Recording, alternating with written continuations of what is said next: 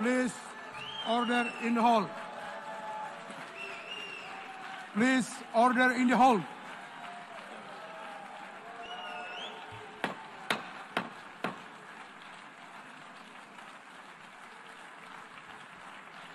Please, order in the hall.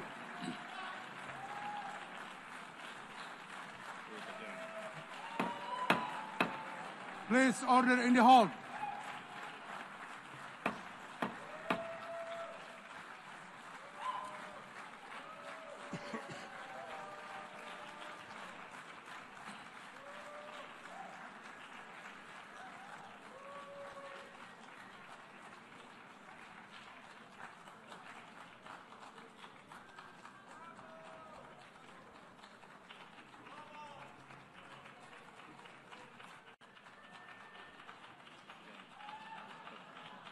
Please order in the hall and please be seated.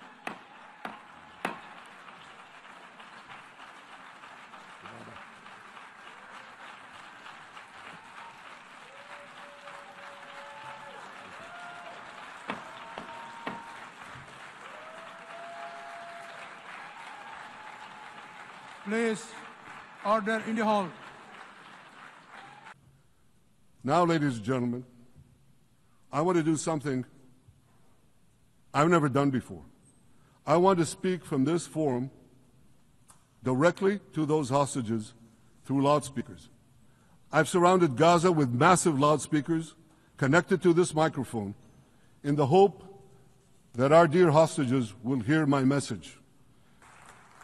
Our brave heroes, this is Prime Minister Netanyahu speaking to you live from the United Nations. We have not forgotten you, not even for a second. The people of Israel are with you. We will not falter and we will not rest until we bring all of you home.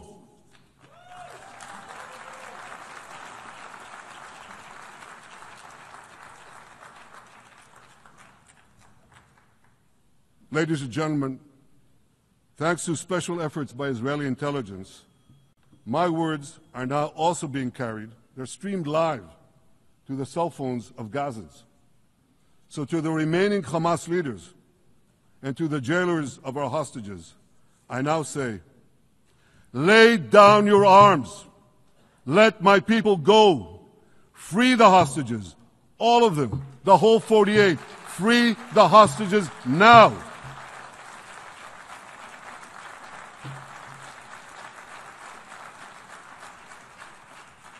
If you do, you will live. If you don't, Israel will hunt you down. Ladies and gentlemen, if Hamas agrees to our demands, the war could end right now.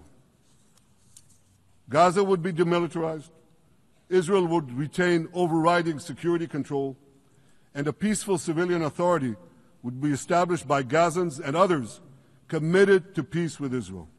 This week, the leaders of France, Britain, Australia, Canada, and other countries unconditionally recognized a Palestinian state. They did so after the horrors committed by Hamas on October 7th. Horrors praised on that day by nearly 90% of the Palestinian population. Now, let me say that again. Nearly 90% of Palestinians supported the attack on October 7th. It's not supported only, they celebrated it. They danced on the rooftops. They threw candies. That's both in Gaza and in Judea, Samaria, the West Bank as you call it. And it's just the way they celebrated another horror, 9/11.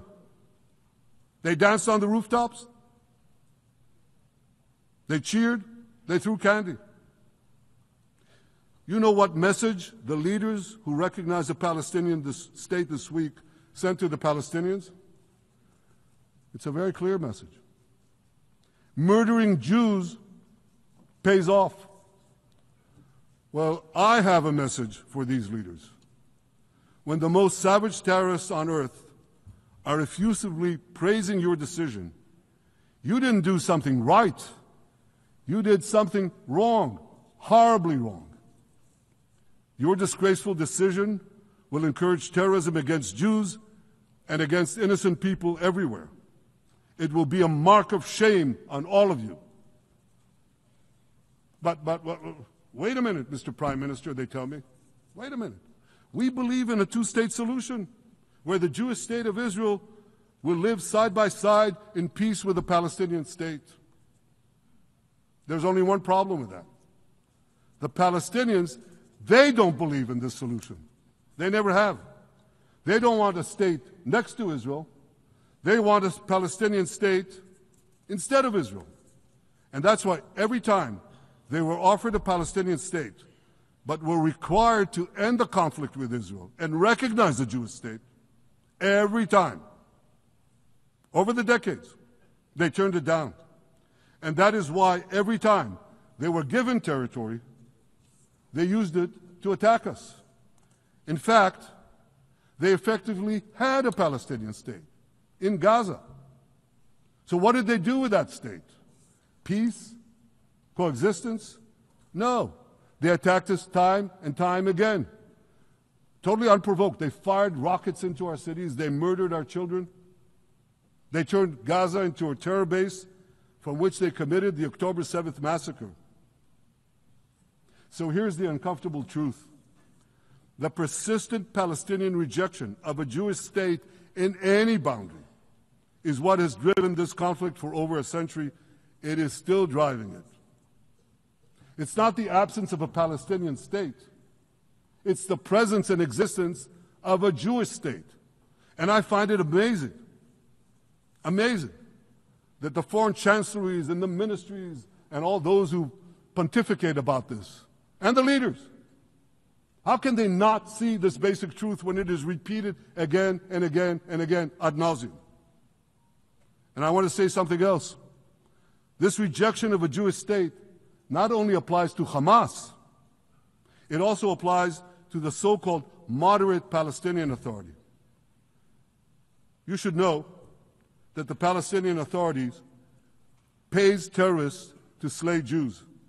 The more Jews the terrorists slay, the more the Palestinian Authority pays. The Palestinian Authority names its government buildings, its public squares, its schools, after the mass murderers of Jews, which they glorify as martyrs. They pay and glorify not just the killer of Jews, but also killers of Christians. Christians like Taylor Force, an American veteran who was brutally murdered in Israel by Palestinian terrorists. But, that I hear from the Western leaders.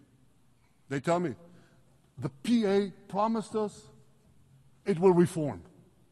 And I know this time, Prime Minister, it will be different. Yeah, right.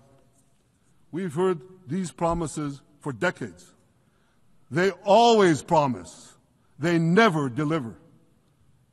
Because you see, the Palestinian Authority is corrupt to the core. They haven't held elections in 20 years. They use the same textbooks as Hamas, exactly the same textbooks. They teach their children to hate Jews and destroy the Jewish state. And Christians don't fare much better. When Bethlehem, the birthplace of Jesus, was under Israeli control, 80% of its residents were Christians. But since the PA took control, that number has dwindled to under 20%. These are the people you want to give a state to? What you're doing is giving the ultimate reward to intolerant fanatics who perpetrated and supported the October 7th massacre. Giving the Palestinians a state 1 mile from Jerusalem after October 7th is like giving Al-Qaeda a state 1 mile from New York City after September 11th. This is sheer madness. It's insane, and we won't do it.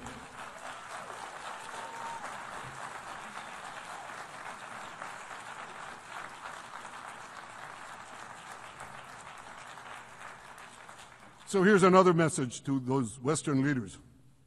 Israel will not allow you to shove a terror state down our throats. We will not commit national suicide because you don't have the guts to face down a hostile media and anti-Semitic mobs demanding Israel's blood.